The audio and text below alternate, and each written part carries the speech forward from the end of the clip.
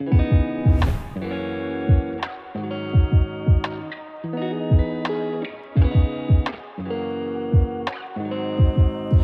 à tous et bienvenue à La Chapelle en ligne. Je m'appelle Diego et je fais partie de l'équipe junior de La Chapelle.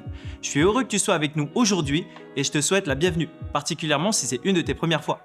Aujourd'hui, on poursuit notre série sur les miracles de Jésus avec un message de Pasteur David Potier. On l'écoute ensemble et on se retrouve après. Hey, salut tout le monde, bon matin! Bienvenue à l'Église. J'aimerais remercier tous les bénévoles. Vous êtes plusieurs centaines à vous être impliqués dans la semaine d'activité J'aime ma ville. Et j'aimerais vous apprécier. Est-ce qu'on peut faire du bruit pour tous les gens qui se sont impliqués dans cette semaine d'activité-là? Hey, on peut faire mieux que ça. Let's go, let's go, let's go!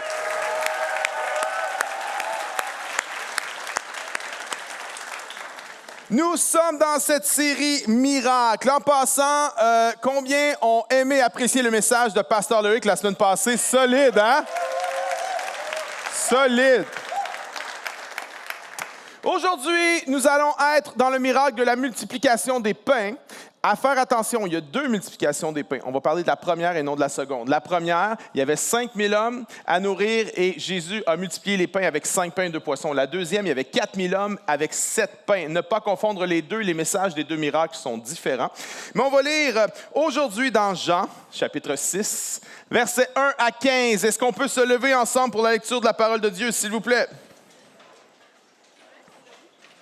Jean 6, verset 1.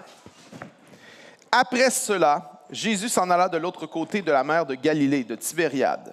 Une grande foule le suivait parce qu'elle voyait les miracles qu'il opérait sur les malades. Jésus monta sur la montagne et là, il s'assied avec ses disciples. Or, la Pâque était proche, la fête des Juifs.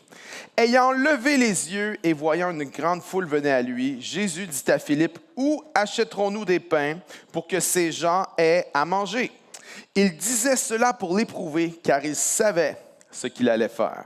Philippe lui répondit, « Les pains qu'on aurait pour 200 deniers ne suffiraient pas pour que chacun en reçût un peu. » Un de ses disciples, André, frère de Simon-Pierre, lui dit, « Il y a ici un jeune garçon qui a 5 pains d'orge et 2 poissons. Mais qu'est-ce que cela pour autant de gens? » Jésus dit, « Faites-les asseoir. » Il y avait dans ce lieu beaucoup d'herbes. Ils s'assirent donc au nombre d'environ 5000 hommes. Jésus prit les pains, rendit grâce et les distribua à ceux qui étaient assis. Il leur donna de même des poissons, autant qu'ils en voulurent.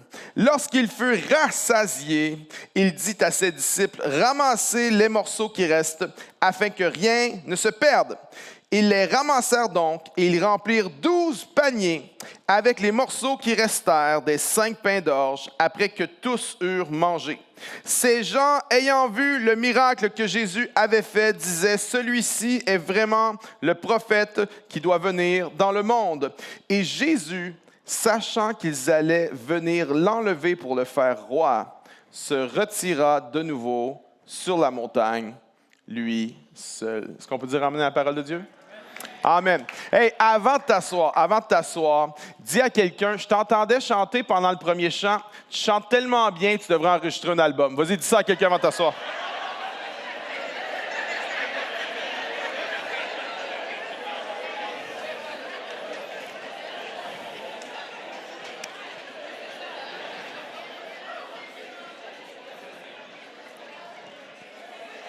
Le titre du message d'aujourd'hui, plus que suffisant.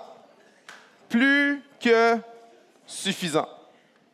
Est-ce que tu t'es déjà senti que Dieu te demandait de faire quelque chose, mais que tu ne sens pas que tu as en toi-même ce qu'il faut? Tu manques de ressources. Tu manques d'argent, tu manques de temps, tu manques de talent, tu manques de sagesse, tu manques d'énergie, de connaissance, de capacité, tu manques de contact. Parfois, Dieu nous demande de faire quelque chose qu'on n'est pas capable de faire. Dans notre couple, dans notre travail, dans notre ministère ou dans nos relations, souvent on sent qu'on n'en a pas assez, qu'on n'est pas suffisant. Parfois, on a ce désir et même cet appel de Dieu à nourrir la multitude. Jésus a dit à Philippe et à ses disciples, dans un autre des textes, parce que ce miracle est rapporté dans les 4 évangiles, dans un autre évangile, ça dit « Donnez-leur vous-même à manger ». Vois-tu, c'est Jésus qui leur a demandé de les nourrir. Mais ils n'ont pas la capacité de les nourrir, parce qu'ils n'en ont pas assez. On vit dans un monde où on a souvent l'impression de ne pas en avoir assez. On vit dans un monde où tout va vite. Tout, c'est les nouvelles 24 heures sur 24. On est connecté 24 heures sur 24. On est toujours joignable, toujours disponible. Le monde roule à une vitesse hallucinante. On est hyper connecté. Moi, je suis même convaincu que c'est même pas sain d'être hyper connecté comme ça. C'est pas sain d'être toujours joignable comme ça. Il y a 8 milliards de personnes sur la planète. Saviez-vous qu'il y en a plus de 6 milliards qui ont un téléphone cellulaire? Je veux pas te parler. 6 milliards. On est 3 milliards sur Facebook, 2 milliards sur Instagram. Imagine-toi, il y a 2 milliards de personnes qui attendent que tu postes quelque chose. 2 milliards de personnes qui sont pendues à tes lèvres pour que tu dises le truc qui est vraiment profond, qui va vraiment changer la vie de tout le monde. Vois-tu, on vit à une époque où ça va vite, où on est hyper connecté. On vit à une époque où on a des amis qu'on ne connaît pas et des followers qu'on n'a jamais rencontrés. On est toujours connecté. Il y a des milliers, des centaines de façons de communiquer. Facebook, Instagram, cellulaire, téléphone maison. Quelqu'un a encore ça, puis personne non. Les textos, WhatsApp. Hey, WhatsApp, là, je me suis retrouvé sur WhatsApp et j'ai jamais rien fait pour être sur WhatsApp. Je ne sais pas comment c'est arrivé, OK? C'est arrivé tout seul. J'ai rien fait. Pourquoi? Comment ça, je suis sur WhatsApp alors que je ne suis même pas impliqué dans le processus? Je ne sais pas. On n'est pas fait pour être connecté tout le temps. C'est pour ça que tu ne me vois pas sur les médias sociaux. J'ai 12 000 followers sur Facebook et je ne poste rien. J'ai 5 000 followers sur Instagram et je ne poste rien. Pourquoi? Parce que je pense que je ne suis pas fait pour être connecté tout le temps. Je pense que je ne suis pas fait pour être accessible tout le temps. Ça va trop vite, on est hyper connecté et ça vient nous drainer. Et en plus de ça, c'est pas tout. Il faut que tu performes à ton travail, right? Hein? Faut que tu sois présent, faut que tu fasses le 1000 de plus, faut que tu arrives tôt, faut que tu participes à tous les meetings, faut que tu participes à tous les congrès. En plus de ça, faut que tu performes à l'école, si tu étudies. Aller en cours, faire les études, faire les lectures, faire les travaux, travailler à temps partiel par-dessus ça. Si tu as des enfants, ça ajoute de la pression encore plus, right? Tu te réveilles, sors du lit, t'habiller, brosser les dents, déjeuner, préparer les lunchs, aller reconduire les enfants à l'école, aller chercher les enfants à l'école, préparer des soupers santé, faire manger aux enfants un souper santé, ça c'est vraiment difficile. Faire les devoirs, ne pas pogner les nerfs pendant que tu es en train de faire les devoirs, prendre le bain, raconter une histoire, faire la prière, coucher les enfants avec les multiples appels comme « Papa ». Je veux de l'eau. Quelqu'un? Après ça, tu as l'autre. Papa, j'ai envie. OK, viens-t'en. Après ça, papa, viens ici. Je veux te dire quelque chose. OK, tout le monde la connaît. Là, une fois que tu as réussi à coucher les kids, il faut que tu ramasses la vaisselle, faire un peu de ménage, finir un peu de travail pour le bureau, s'asseoir 30 minutes devant la télé, prendre ta douche, brosser tes dents, lire ta Bible, t'endormir en essayant de lire ta Bible, faire ta prière. Merci Seigneur pour la bonne journée, puis on recommence le lendemain. Ça, c'est sans compter tous les autres trucs, là. La fin de semaine, les enfants, les cours de danse, les cours de musique, hein? Le soccer, le basket, le hockey, les activités familiales, parce qu'aujourd'hui, il faut faire des activités. On ne peut pas être juste ensemble. Non, c'est pas assez cool d'être ensemble. Il faut faire des activités. Ça, c'est sans compter les multiples fêtes d'anniversaire, des 20 000 amis à la garderie. Ça, c'est sans compter des événements complètement inutiles, comme la graduation de garderie de ton fils de 4 ans. Non, mais avec la toge et le mortier, là, non, mais où on s'en va aujourd'hui? Prendre soin des enfants. Là, il ne faut pas que tu oublies ton conjoint. Il faut que tu prennes soin de ton conjoint. Hein? Il faut être présent, il faut être à l'écoute. Il ne faut pas oublier sa fête. Il ne faut pas oublier ton anniversaire de mariage. Il faut faire des sorties de couple. Il faut trouver une gardienne pour être capable de faire des sorties de couple, ce qui est vraiment stressant. Il faut que tu prennes soin de tes amis. Prendre des nouvelles de tes amis. Aller voir tes amis. Aider tes amis à déménager. Être là quand tes amis ne vont pas bien. Gérer la chicane entre 2 ou 3 de tes amis. Puis en plus, il faut que tu prennes soin de la maison. Faire les commissions, faire le gazon, faire les repas, faire le lavage, faire leur passage. Non, au diable leur passage, pas le temps pour leur passage. Déboucher le lavabo. Réaliser que tu n'es pas capable de déboucher le lavabo. Appeler le pompier pour qu'il vienne. Le plombier. Appeler le pompier pour qu'il vienne déboucher le lavabo. Il dit d'appeler le plombier. T'appelles le plombier. Il dit, je m'en viens, attends le plombier. Le plombier ne vient pas. Tu manques une journée de travail pour attendre le plombier. Tu te tannes d'attendre. Tu décides de réessayer par toi-même. Tu réussis par toi-même à déboucher le lavabo. Le plombier arrive pendant ce temps-là. Même s'il n'a rien fait, il veut se faire payer quand même juste pour le déplacement. Misère. Payer les factures. Prier pour être capable de payer les factures. Essayer d'aller à la banque. Puis à chaque fois que tu essaies d'y aller, c'est fermé parce qu'ils ont des heures d'ouverture de 11h à 2h. Rencontrer ton conseiller financier et réaliser que tu dois changer de conseiller financier parce que ton conseiller financier a fait faillite. Aller chez le psy pour soigner ta dépression et réaliser que ton psy est en congé de maladie pour cause de dépression. Non, mais c'est même pas de l'humour, guys! Puis là, il faut que tu prennes tes rendez-vous, hein? Tu as remarqué, y en a-tu des rendez-vous à prendre? Man, le médecin, le dentiste, le coiffeur, l'esthéticienne, le chiro, le physio, l'ergo, le podiatre. Prends des rendez-vous, mais après ça, il faut que tu ailles à tes rendez-vous. Le médecin, le dentiste, le coiffeur, l'esthéticienne, le chiro, le physio, l'ergo et le podiatre. Juste prendre les rendez-vous et aller au rendez-vous, c'est une job à temps plein. Puis comme si c'était pas assez, il faut que tu prennes soin du chien, Colin. Promener le chien, brosser le chien, toiletter le chien, vermifuser le chien, amener le chien à la garderie pour chien. Je blague pas! Sens-tu l'amertume dans ma voix? Amener le chien chez le vet parce qu'il mange des morceaux de métal puis de plastique puis qu'il bloque. Avoir une facture de 1200 piastres pour débloquer le chien. Je pense que je vais appeler le plombier, ça va coûter moins cher. Performer au travail, performer à l'école, prendre soin des enfants, prendre soin de ton conjoint, prendre soin de tes amis, prendre soin de ta maison, prendre soin de toi, prendre soin du chien. Puis ça finit pas là. Parce que là, tu viens à l'église le dimanche. Puis là, ton pasteur te dit, faut que tu serves à l'église. Non, non. Non! Faut que tu ailles dans ton 5 à 7. Non! J'aime ma ville! Quartier-ville, non, non, non! Je peux pas faire ça! Combien ont déjà eu le sentiment de ne pas en avoir assez?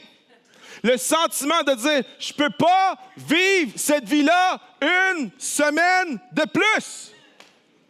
J'ai pas assez de temps, j'ai pas assez de talent, j'ai pas assez d'argent, j'ai pas assez d'intelligence, j'ai pas assez de patience, j'ai pas assez d'énergie. Quelqu'un sait de quoi je parle? Ouais. Ça me fait penser, lorsqu'on a eu notre premier, Anthony, ma femme allaitait, puis les femmes qui ont allaité le savent, il y a comme des poussées de croissance, hein? 3 jours, 3 semaines, 3 mois. Et là, je ne sais plus si c'était 3 mois ou 3 semaines. Je pense que c'était 3 mois. Puis j'arrive du travail, un soir, j'ouvre la porte. Et là, en ouvrant la porte de la maison, je vois ma femme. Puis ma femme est assez modeste. OK? Ma femme est pudique. Ma femme, c'est pas genre à se montrer trop. Et là, je rouvre la porte. Elle est assise sur le divan en face de la porte, torse nu. Il n'y a rien pantoute. Et là, elle me voit, elle prend le bébé, elle prend, puis elle me lance. Tiens! Prends ton fils! Qu'est-ce qu'il y a? Elle dit, il a bu aux heures. Et là, elle part à pleurer. Je me sens comme une vache à lait qui a pas assez de lait.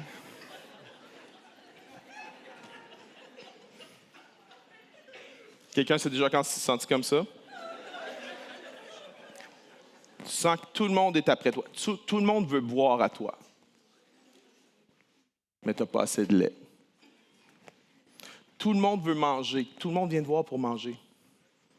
Mais tu n'as pas assez de pain. Mais ce qui est bizarre, c'est que c'est Jésus qui leur a demandé de faire quelque chose qu'ils ne sont pas capables de faire. Fait que tu ne peux pas te défiler. Ils ne peuvent pas se défiler. C'est un ordre de Jésus. C'est un commandement de Jésus. J'aimerais dire, il y a peut-être des trucs que tu peux mettre de côté dans ta vie, mais souvent, les gens ont tendance à garder le superflu pour enlever l'important. Au nom de « j'en ai trop », ben je vais enlever des choses importantes pour garder Netflix. Je vais enlever les choses hyper importantes pour garder du superflu parce que j'en ai trop. J'aimerais dire, c'est Jésus qui t'a demandé de les nourrir. C'est Jésus qui t'a demandé de nourrir tes enfants. C'est Jésus qui t'a demandé de nourrir ton mari et ta femme. C'est Jésus qui t'a demandé de nourrir tes collègues de travail. C'est une responsabilité qu'il t'a donnée. Tu ne peux pas te défiler. Maintenant, je comprends que tu manques de pain. Je comprends que tu manques de lait. Il y a un idéal qui est là. Je veux te nourrir, mais la réalité, c'est qu'il ne me reste plus rien. Je manque de lait. Je manque de pain. Il y a trop qui est sorti de moi. Vous connaissez le miracle? Le miracle que Loïc a parlé la semaine passée, là. Cette femme qui avait une perte de sang, elle a touché Jésus. Et le texte dit qu'une force qui est sortie. Il a senti une force sortir de lui. J'aimerais dire, si c'est vrai pour Jésus, c'est vrai pour nous. Là. Quand les gens viennent vers toi, quand tu sers les gens, quand tu aimes les gens, il y a une force qui sort de toi. Et avec le temps, la force sort de toi. Tu viens, tu n'as plus rien à donner. La vérité, c'est que des fois, même les plus forts, on est fatigué. Des fois, je suis fatigué des gens que j'aime. Imagine-toi comment je suis fatigué des gens que j'aime pas.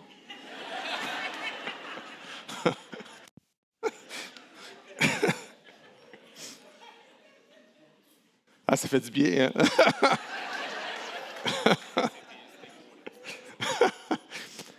La vérité, c'est la suivante. Je t'aime, mais je ne suis pas à la hauteur. Je veux te nourrir, mais j'en ai pas assez. Je vais être là pour toi, mais c'est sûr que je vais te décevoir. C'est sûr que je vais manquer de temps.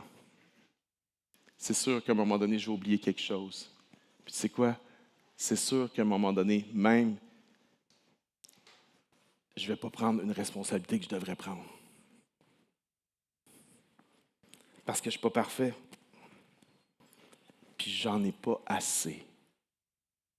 Je ne suis pas suffisant. Mais c'est Jésus qui leur a demandé de faire ça.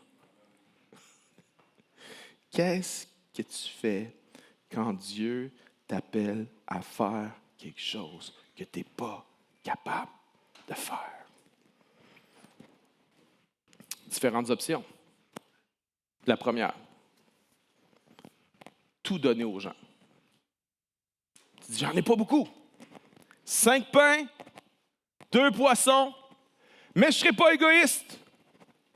Je ne vais pas penser à moi en premier. Voici ce que je vais faire. Je vais tout donner pour les gens. Je vais tout donner pour les autres. Tu as déjà vu ça? Tu as déjà fait ça? Et on fait ça souvent au nom des autres, mais souvent on le fait par culpabilité. Souvent on le fait par people pleasing. Souvent on le fait au nom d'une fausse humilité. Et on donne tout pour les gens, mais combien de fois on s'est perdu à tout donner aux autres et on s'est retrouvé à plus savoir qui on est nous. Il y a un pasteur qui a écrit un livre sur, il appelle ça le côté sombre du leadership. Et vous n'êtes pas tous pasteurs, mais je trouve que c'est intéressant de voir ce que lui a vécu. Moi, je le vis souvent, puis peut-être tu peux l'appliquer à toi-même, même si ça s'adresse au pasteur. Il dit ceci: pendant les 2 dernières années et demie, j'ai travaillé fort, mais jamais assez fort. J'ai fait des counseling, mais jamais avec assez de compassion. J'ai socialisé et témoigné, mais jamais avec assez de gens. Oui, l'Église avait grandi, mais pas assez rapidement ou suffisamment selon mes propres standards. Vois-tu, une option, c'est tout donner aux autres. Mais as-tu remarqué que quand tu donnes tout, tu te brûles? As-tu remarqué que quand tu donnes tout, non seulement toi tu deviens brûlé, mais c'est jamais assez pour les gens quand même. Je crois que Dieu veut enlever le stress à quelqu'un ici ce matin. Le stress d'être tout pour tout le monde et à tout moment. Tu n'es pas omniprésent. Tu n'es pas omnipotent. Tu n'es pas Dieu. Regarde ton voisin et dis-lui ceci: tu n'es pas Dieu. Dis ça à quelqu'un. Vas-y. Tu n'es pas Dieu.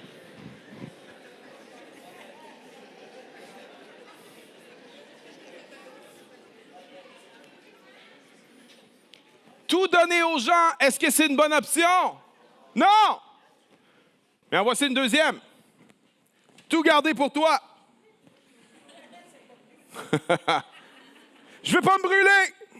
Je ne veux pas faire un burn-out. Je suis déjà passé proche. J'en ai déjà fait un. Je connais des gens qui en ont fait un. Faut que je pense à moi. Hey, on est-tu bon à penser à moi? Hein? Ben à toi, là, pas à moi, mais à toi. Toi, tu es bon à penser à toi. Moi, je suis bon à penser à moi. On est-tu bon, hein? Puis on entend ça dans la culture tout le temps. Pense à toi, pense à toi, pense à toi. Puis tout le monde dit pense à toi. C'est juste s'il n'y a pas des amen. Pense à toi. Amen, amen, amen. Mais est-ce que c'est ça la solution?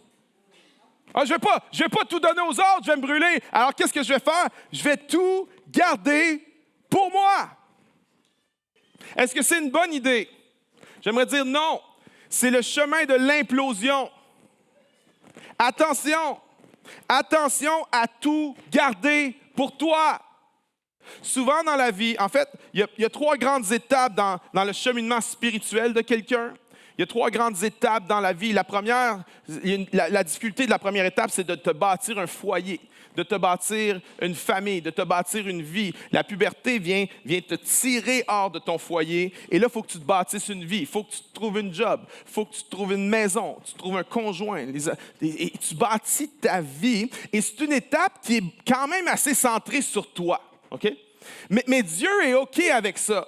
Parce que c'est un des commandements de Dieu, de quitter son père et sa mère, de se multiplier. Ça fait partie du mandat de Dieu. Et cette première étape est beaucoup centrée sur bâtir ma vie, bâtir ma vie, bâtir ma vie. Mais à un moment donné, il faut passer à une autre étape. Il arrive à un certain moment, à un certain âge, et ce n'est pas tout le monde exactement en même temps, mais il faut passer à l'autre étape. Il faut que tu passes de l'étape qui était bâtir ma vie à l'étape suivante qui est de vivre pour aider les autres. Et ce passage à la deuxième étape, de vivre pour aider les autres, c'est pas facile. Parce que la personne qui te préoccupe le plus dans le monde, c'est toi. Tu dis non, pas moi. Moi, je suis vraiment les autres. OK, c'est la face de qui tu regardes en premier quand tu vois une photo. La tienne.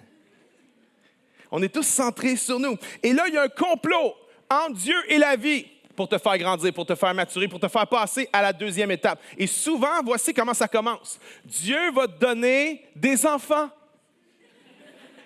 Et là, pour la première fois de ta vie, tu vas être obligé de faire passer les besoins de quelqu'un d'autre avant les tiens.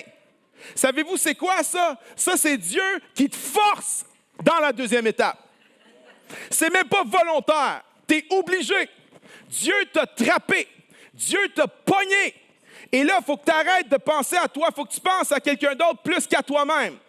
Et ça, c'est l'introduction à la deuxième étape, de vivre pour les autres.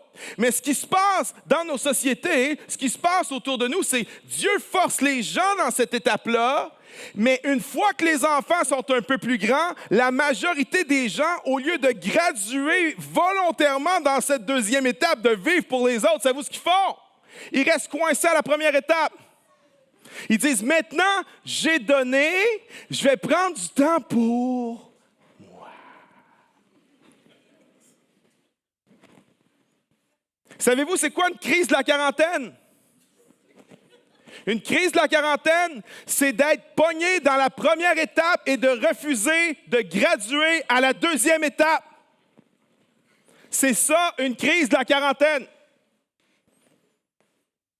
Et la maturité, c'est de dire, OK, je vais volontairement accepter le processus de Dieu, de vivre pour les autres, d'être là pour les autres. J'aimerais dire, ne garde pas tout pour toi. Il y a tellement de gens qui graduent jamais dans la deuxième étape. 45 ans, encore coincés dans la première. 55 ans, encore coincés dans la première. 65 ans, 75 ans.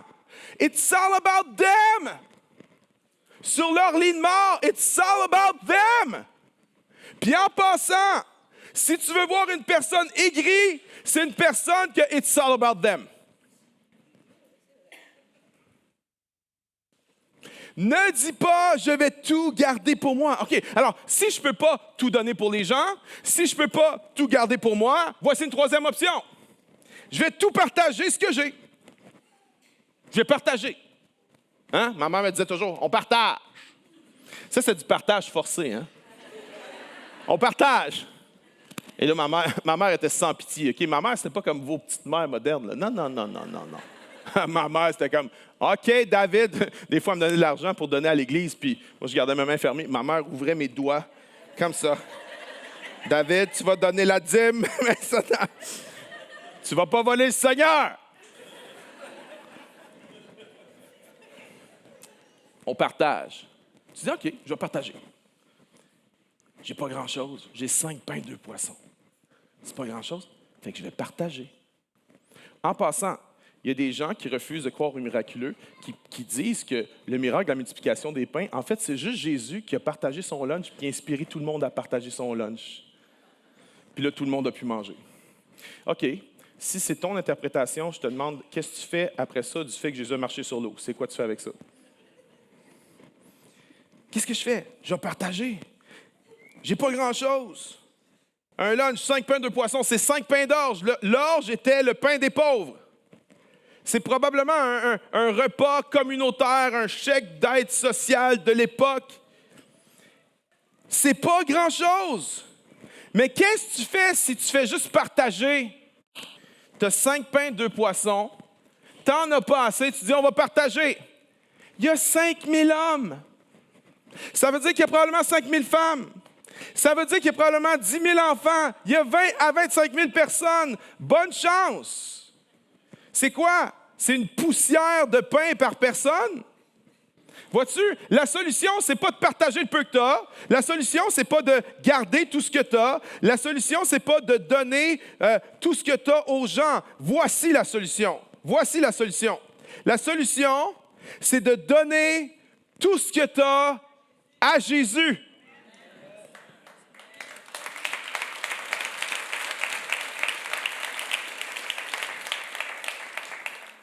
Donne pas tout ce que tu as aux gens, garde pas tout ce que tu as pour toi, partage pas tout ce que tu as avec les autres. Donne tout ce que tu as à Jésus. Et souvent, on ne veut pas donner ce qu'on a à Jésus. Vous savez pourquoi?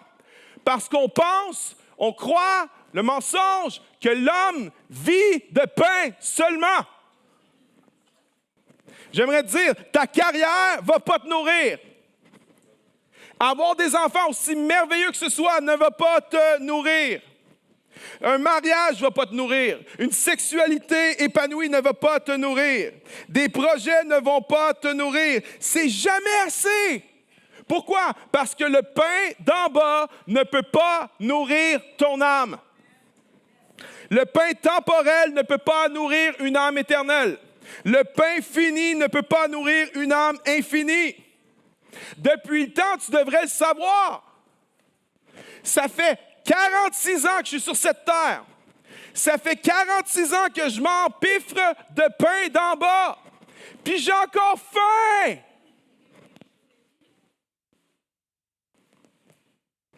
Le pain d'en bas ne va pas te nourrir. Plus de likes, plus d'influence, plus de diplômes, plus de succès, plus de vêtements, plus de belles cuisines, plus une plus belle maison, plus d'amis, plus de sexe, plus d'expérience, plus de voyages, plus. Et on a encore faim parce que l'homme ne vit pas de pain seulement. Mais aujourd'hui, on ne croit plus au pain d'en haut. On croit juste au pain d'en bas.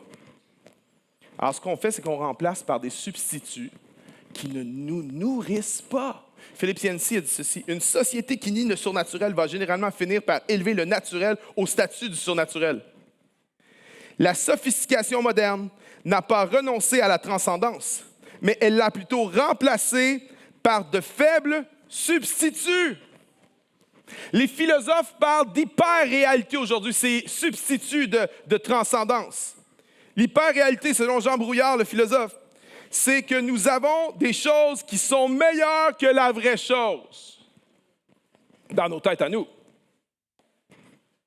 Hein? Le virtuel est meilleur que le réel. Le virtuel va remplacer la vraie transcendance.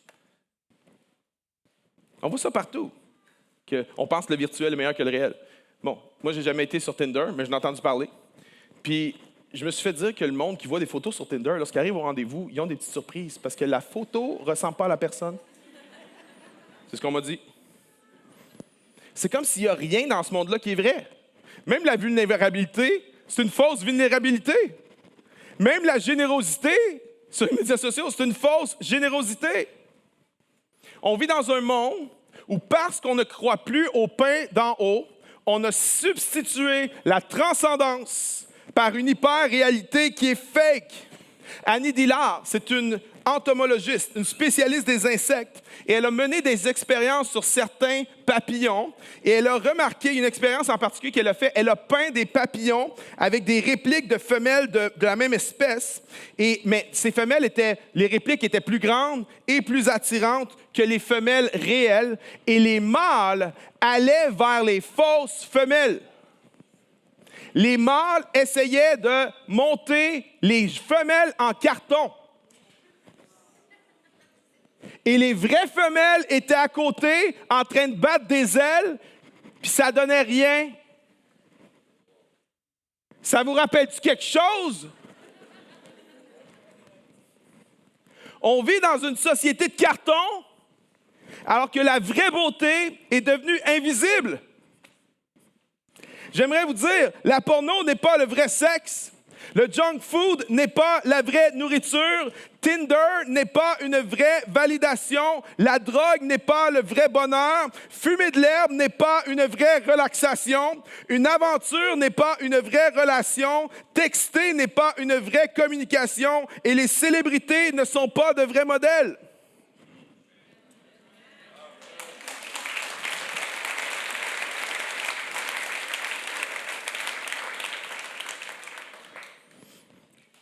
Parce qu'on a évacué le pain d'en haut, on cherche des substituts dans des trucs d'hyper-réalité qui ne nous nourrissent pas.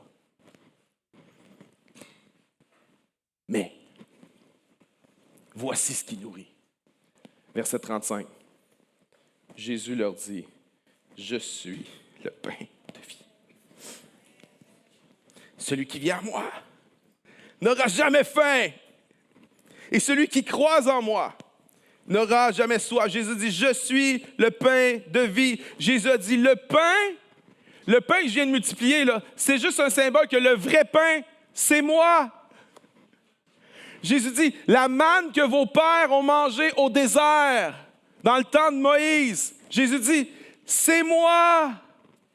Jésus est le pain de vie descendu du ciel. Et si quelqu'un mange ce pain, il va vivre éternellement. Maintenant, éternellement ne veut pas juste dire après la mort, après la résurrection. Éternellement, c'est une qualité de vie, c'est la vie de Dieu maintenant. Savais-tu que la vie éternelle, c'est maintenant? Il y a plein de gens qui attendent d'être morts pour vivre la vie éternelle, alors que Dieu veut que tu puisses expérimenter la vie éternelle maintenant. Si ta vie n'a pas de sens, si tu passes ton temps à manger des substituts qui ne te nourrissent pas, j'aimerais dire, il existe un pain. Jésus a dit, je suis le pain de vie, je suis le pain de vie, je suis le pain de vie. C'est lui le pain. Et tant que tu vas essayer de te nourrir du pain d'en bas, ton âme ne sera jamais satisfaite parce que ça prend quelque chose d'infini pour nourrir une âme infinie.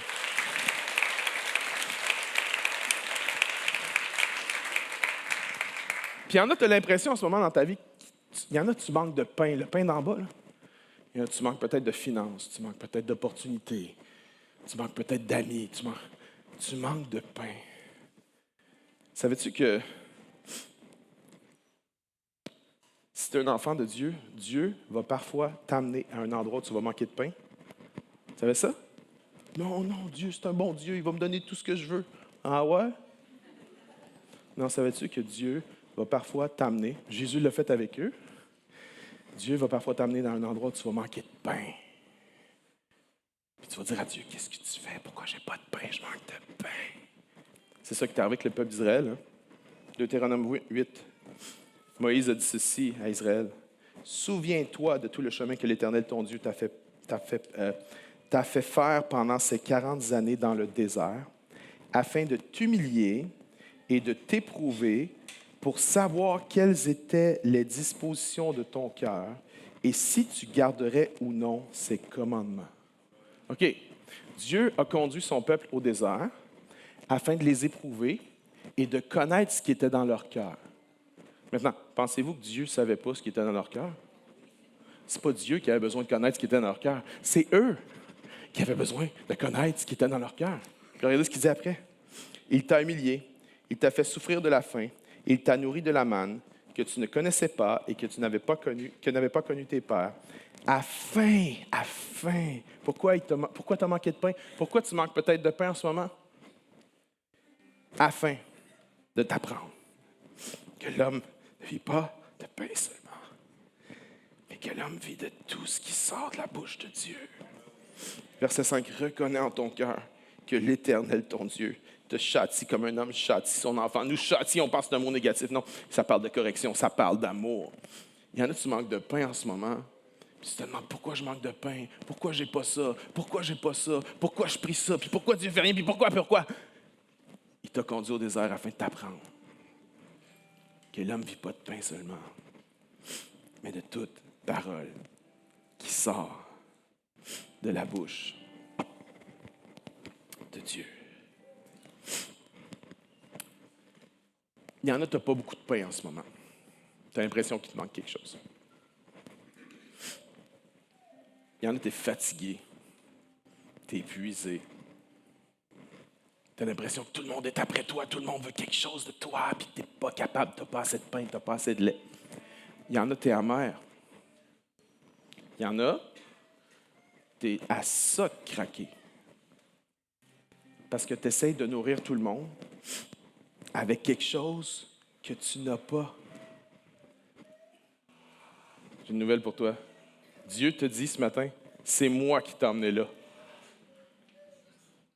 Entends-tu? Dieu te dit ce matin, c'est moi qui t'ai emmené là. C'est moi qui t'ai amené à un endroit où tu as l'impression que je te demande de faire quelque chose que tu n'es pas capable de faire, où tu as l'impression qu'il y a une multitude qui veut que tu la nourrisses puis que tu n'as pas ce qu'il faut pour la nourrir. Dieu te dit ce matin, c'est moi qui t'ai amené à cet endroit-là.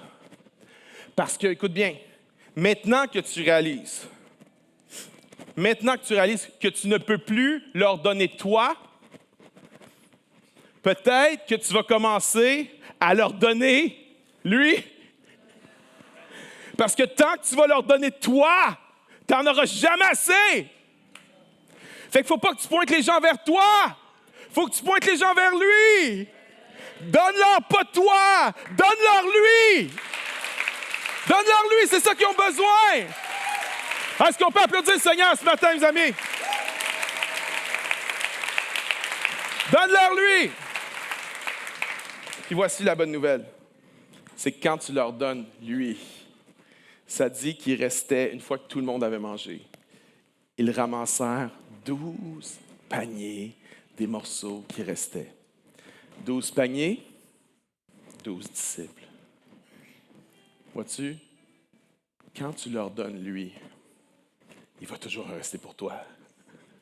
Tu ne manqueras jamais de pain. Arrête de donner aux gens tout ce que tu as. Arrête de tout garder pour toi.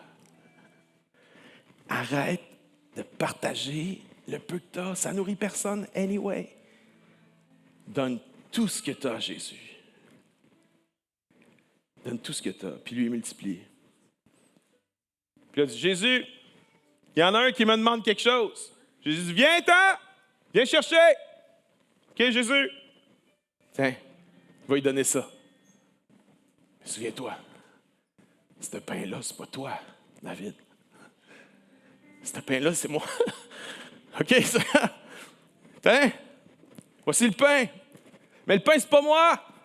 Tu peux pas compter sur moi, je vais te décevoir, je serai pas à la hauteur, j'ai pas assez de temps, j'ai pas assez de talent, j'ai pas assez d'énergie. Mais le pain, c'est lui, alors tiens, prends ça.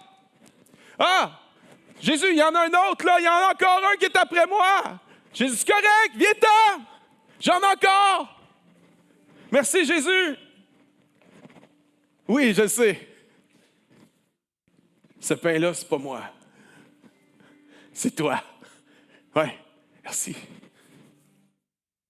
Je pense que je vais falloir que je revienne. Tu vas-tu en avoir encore? Ah, j'en ai tout le temps. J'en ai tout le temps pour toi. Parce que ce que je veux te donner, c'est moi. Arrête de leur donner toi. Commence à leur donner lui. Puis tu ne manqueras jamais de pain pour eux. Puis tu ne manqueras jamais de pain pour toi. Est-ce qu'on peut acclamer le Seigneur Jésus ce matin? Amen. Allez, mes amis, acclame le pain de vie ce matin. Alléluia.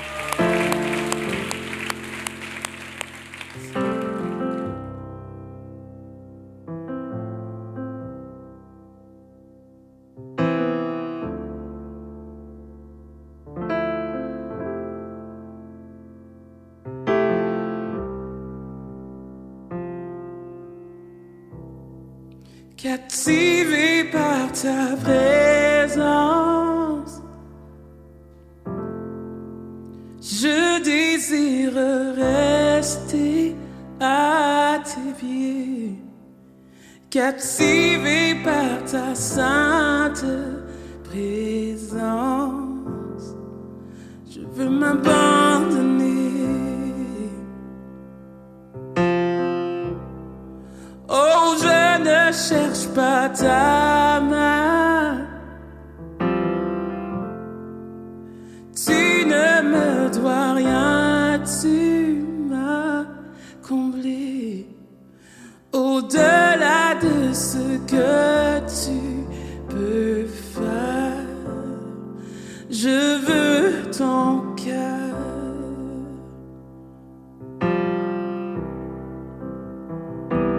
Pardonne-moi quand tout n'est qu'une habitude.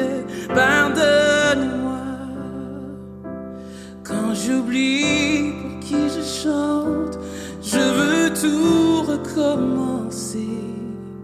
J'ouvre à nouveau mon cœur à toi.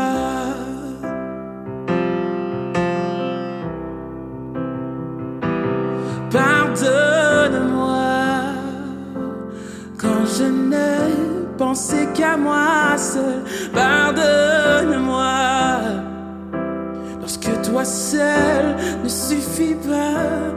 Je veux tout recommencer. J'ouvre à nouveau mon cœur à toi.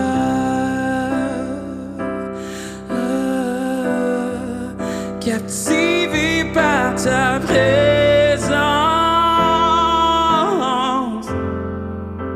je désire rester à tes pieds. Captivé par ta sainte présence,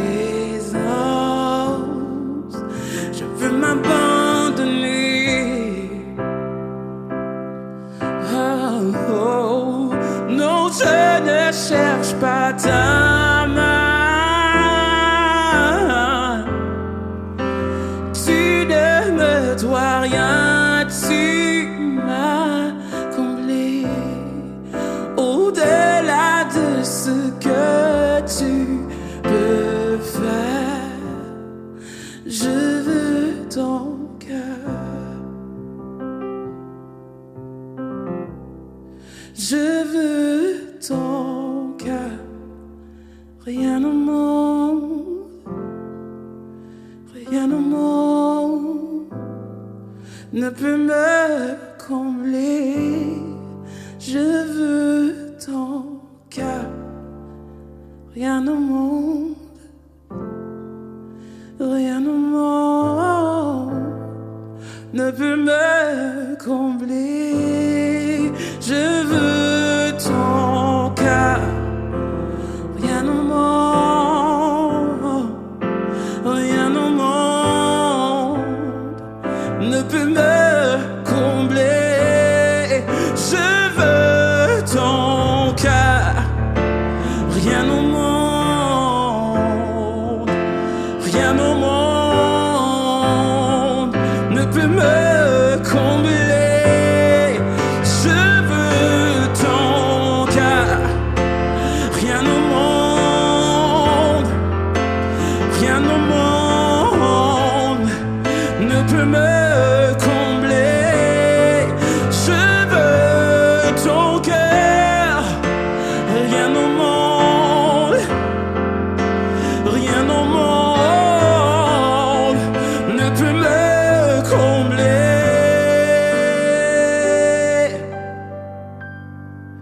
Captivé par ta présence, je désire rester à tes pieds. Captivé par ta sainte présence, je veux m'abandonner. Non, je ne cherche pas ta main. Tu ne me dois rien, tu m'as comblé. Au-delà de ce que tu peux faire, je veux ton cœur.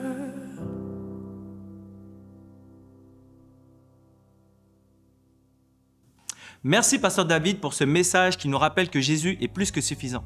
On se sent tous incapables de faire ce que Dieu nous demande, mais lorsqu'on donne ce qu'on a à Dieu, il le multiplie pour qu'on puisse à notre tour le donner aux autres. La communauté de l'Église, ça se vit aussi en ligne la semaine. Si tu aimerais en faire partie, joins-toi à nous dans notre after tous les lundis à midi. C'est un moment où on prend le temps de connecter et de prier ensemble. Tu trouveras le lien sur notre site web. Merci de donner généreusement semaine après semaine, car les dons reçus nous permettent de vivre l'Église en ligne et en personne. Ils contribuent aussi à aimer notre ville en action par le biais de J'aime ma ville. Tu peux donner via l'application ou sur notre site web. Merci d'avoir été là avec nous. La semaine prochaine, on continue avec notre série Miracle, soit des nôtres en personne ou en ligne. Et n'oublie pas, notre after lundi midi. Bonne semaine!